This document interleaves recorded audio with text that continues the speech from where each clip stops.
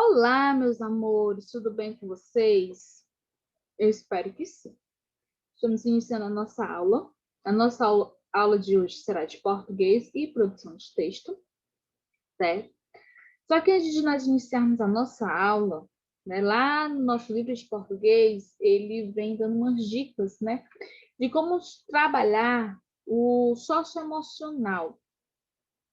Então, como não temos a possibilidade de fazer a dinâmica tal como está no nosso livro, então eu adaptei, tá bom? Antes de nós começarmos, a dinâmica relatada no texto, ela vai falar sobre respeito, né? E eu trouxe um pequeno texto, uma reflexãozinha sobre isso, sobre o que é o respeito, né? Então, eu espero que vocês fiquem bastante atenciosos nesse momento, tá? Para a gente darmos início à nossa aula. O texto ele vai falar sobre o respeito. Respeito quer dizer muitas coisas. Por exemplo, eu admiro suas boas qualidades e algum dia quero ser igual a você. Em geral, temos esse sentimento por nossos pais e professores. Respeito também quer dizer atenção e cuidado. A maneira como nossos pais e professores cuidam de nós demonstra que eles nos respeitam. Eles nos estimulam a fazer o melhor que podemos. Também respeitamos pessoas que não conhecemos, sobre as quais lemos algo ou vemos notícias na televisão. Admiramos essas pessoas pelas coisas importantes que fazem. Com base nisso, relacionado ao respeito, a gente vai fazer uma autorreflexão de nossas atitudes neste momento, né? Você vai aí na sua casa, tá? Refletir um pouco sobre suas atitudes.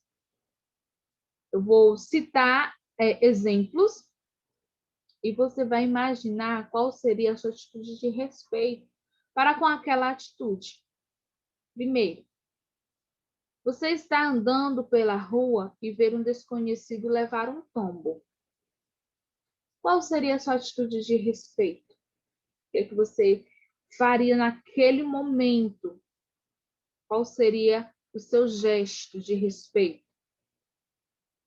Segundo exemplo, você está jogando videogame com o seu colega e, no melhor do jogo, seu pai o chama. Qual seria a sua atitude de respeito? Você diria assim, senhor, já estou indo. Ou, não vou agora, estou jogando. Qual seria a sua atitude de respeito para com isso? Terceiro exemplo, você está no carro com seus pais e termina de comer um saquinho de biscoito. O que você faz? Qual é a sua atitude? Qual seria a sua atitude de respeito para com isso? Você sai com seu cachorrinho para passear pelas ruas do bairro e ele faz cocô.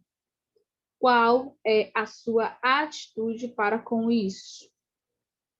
Ao chegar ao cinema, o último exemplo.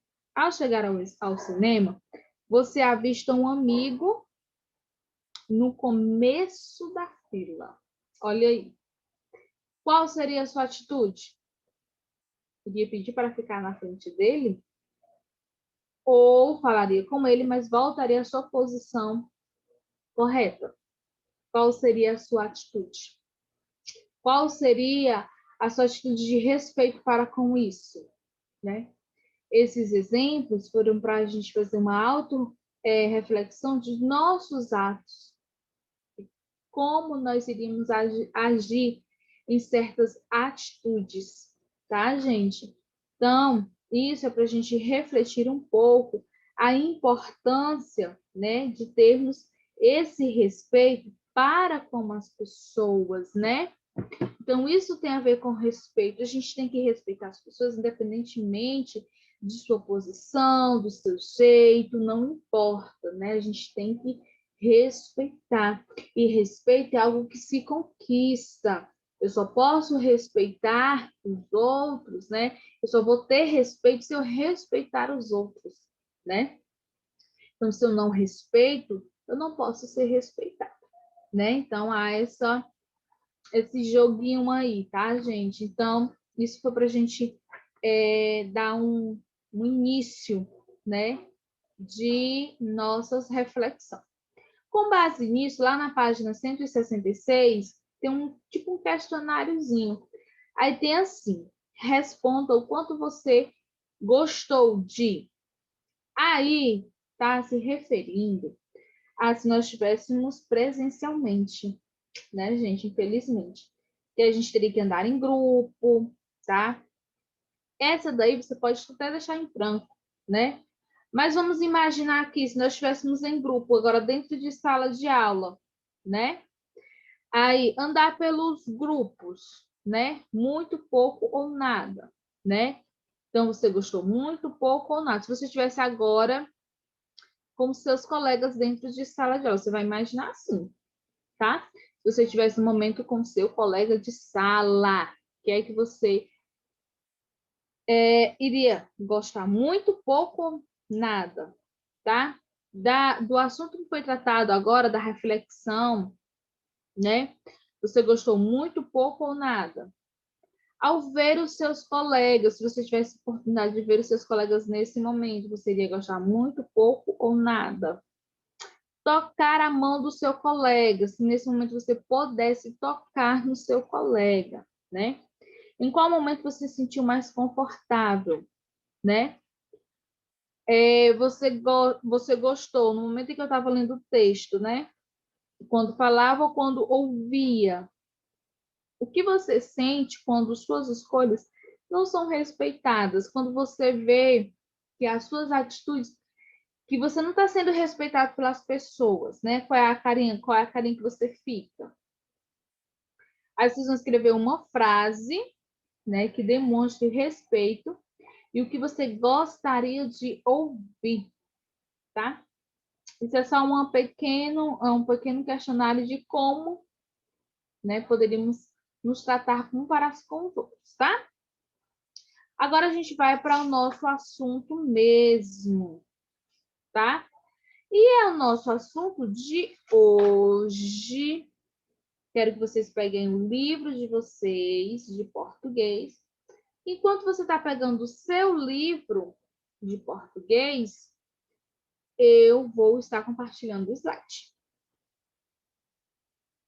Peguem o livro de vocês de português e produção, tá? Porque aí, assim que eu terminar a explicação de português, eu já vou para o livro de produção.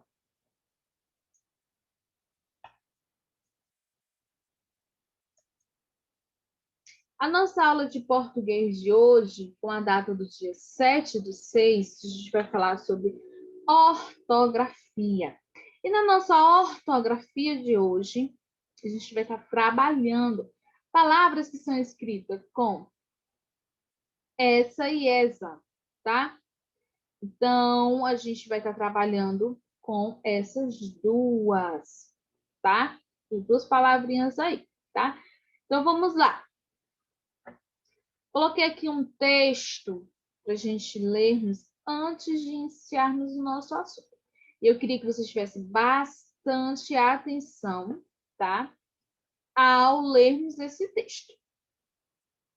Uma pulga monarquista queria, porque queria, se nutrir de sangue azul. E suspirosa dizia: pena que seja tão raro aqui no hemisfério sul, meu reino pela nobreza. Um príncipe, um rei ou princesa, um duquezinho que seja. Ó Inglaterra, ó Suécia, reinados do sonho meu, ia sugar melancólica um sanguezinho plebeu.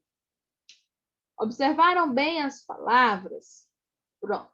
Por que eu pedi para que vocês tivessem atenção ao observar essas palavras, tá? E justamente a gente vai estar falando sobre isso. Ó, quando usamos o sufixo essa, tá?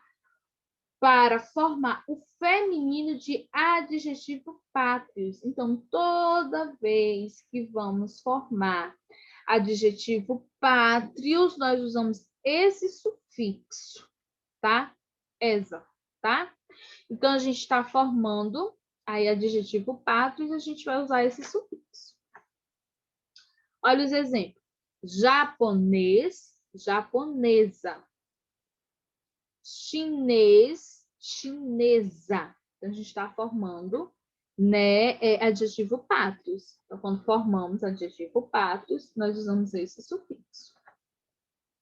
Usamos o sufixo esa para formar substantivos que derivam, né, de adjetivos. Por exemplo, leve, leveza, nobre, nobreza. Observaram aí a diferença de usarmos um para com o outro? Exatamente. Os substantivos que têm origem a partir de um adjetivo, eles são escritos com esa.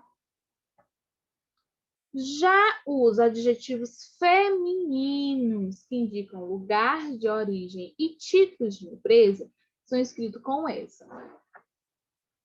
Vamos lá ver aqui. Princesa, duquesa, baronesa, marquesa, japonesa, portuguesa, né? E assim por diante. Nós vamos estar usando esse sufixo, tá?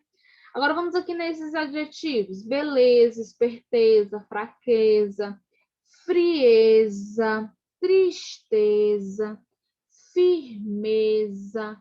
Então vamos estar usando esse sufixo. Então temos essas duas diferenças, tá? Quando usamos como um adjetivo, usamos esa com Z. Quando já queremos partir para um adjetivo derivado ou um substantivo, né? Nós vamos estar usando o esa, com S, tá? Agora, a gente vai deixar o nosso livro de português um pouquinho de lado. E agora nós vamos pegar o nosso livro de produção de texto. Nosso livro de produção de texto, a gente vai continuar, né, falando sobre os nossos gêneros textuais. O nosso gênero textual de hoje, a gente vai falar sobre biografia, tá? O nosso assunto vai se encontrar lá na página 35. Então, coloca lá na página 35 para a gente podermos falar um pouco sobre biografia. Uma biografia é a história da vida de uma pessoa, viva ou morta. Então, biografia é isso, é você contar a história da vida de uma pessoa, mesmo viva ou morta. Ou personagem contado a partir de sua origem, destacando os fatos mais relevantes. De maneira geral, as biografias elas seguem ordens cronológica, né, do nascimento à morte ou até o momento em que a vida em questão é narrada. E são dispostas em temas infância, conquistas e derrotas. Aqui a gente vai usar como exemplo a biografia de Monteiro Lobato, tá? Monteiro Lobato foi um dos escritores, né, que contou a história, né, do Sítio do Pica-Pau Amarelo, né, onde tem os personagens Narizinho, Pedrinho, Tia Anastácia, Emília, né? Quem não tem esses personagens do Sítio do Pica-Pau Amarelo, né? E quem ainda não ouviu falar um pouco, né, dessas histórias? Na história tem esses personagens, como também, né, tem o José Bento, né, que fala um pouco também. O avô de Monteiro Lobato, Visconde, tinha uma biblioteca imensa. O pequeno Lobato aproveitou o espaço e mergulhou no mundo da leitura, lendo todos os livros para as crianças que havia na biblioteca de seu avô. Nos primeiros anos em que começou a frequentar a escola, já escrevia contos para os jornais, né, da instituição. Ele também gostava de desenhar, mas acabou cursando direito por insistências do avô. Formado em direito, Monteiro Lobato escrevia e desenhava as caricaturas para jornais. Em 1912, o jornal, né, no estado de São Paulo, publicou seu artigo, que mais tarde seria, né, o título do seu primeiro livro. A gente contou um pouco aqui da biografia do Monteiro Lobato. Vamos lá, escritor nacionalista. O escritor é conhecido pelo seu nacionalismo. Procurava levar para as crianças histórias de aventuras e personagens ligadas à cultura brasileira, resgatando o folclore e as lendas urbanas. Publicou 26 obras voltadas para o público infantil, e elas foram traduzidas para os diversos idiomas, como francês, italiano, inglês, alemão, espanhol, japonês e árabe. Em 1918, Monteiro Lobato comprou a Revista do Brasil, revolucionando a forma editorial dos livros. As capas começaram a ser coloridas e atraentes. Logo fundou a editora Monteiro Lobato Cia, depois chamado de Companhia Editora Nacional. Monteiro Lobato nasceu em 18 de abril de 1882 e morreu em 1948, tá? Então, essa é um pouco da biografia de Monteiro Lobato. Então, biografia é isso, é você relatar um pouco da história de vida, né, da pessoa ou de um personagem, tá? E aqui a gente citou, né, a história do Sítio do Pica-Pau Amarelo, que foi escrita por Monteiro Lobato, né? Então, a gente contou um pouco dos dois, tanto da história do Sítio do Pica-Pau, como também a biografia dele, né? Então, biografia é isso. Agora, eu vou estar explicando a atividade, tá? Vou explicar logo a atividade da produção de texto. Depois, eu explico a atividade de português, tá? Primeiro, eu vou explicar a de produção de texto. A de produção de texto, ela vai iniciar lá na página 36. Pinte somente os personagens do Sítio do Pica-Pau Amarelo, criados por Monteiro Lobato. Então, você vai observar e vai pintar somente os personagens que fazem parte da história do Sítio do Pica-Pau Amarelo. Segunda questão. Monteiro Lobato é um gênio da literatura infantil. Você acha que a convivência com o avô e sua biblioteca influenciaram no desenvolvimento de suas habilidades? Por quê? Se sim, porque se disser não, também terá que justificar, tá? Terceira questão. Lobato, ele publicou 26 obras para o público infantil. Pesquise e analise abaixo as obras que não são de sua autoria. Tem várias obras e você vai marcar somente aquela que foi Monteiro Lobato. Quarta questão. Pesquise a biografia do seu autor preferido e escreva abaixo resumidamente. Você agora vai pesquisar, tá? A biografia é a vida de um autor. Aqui a gente falou sobre Monteiro Lobato. Tem outros autores que pode ser da preferência de vocês.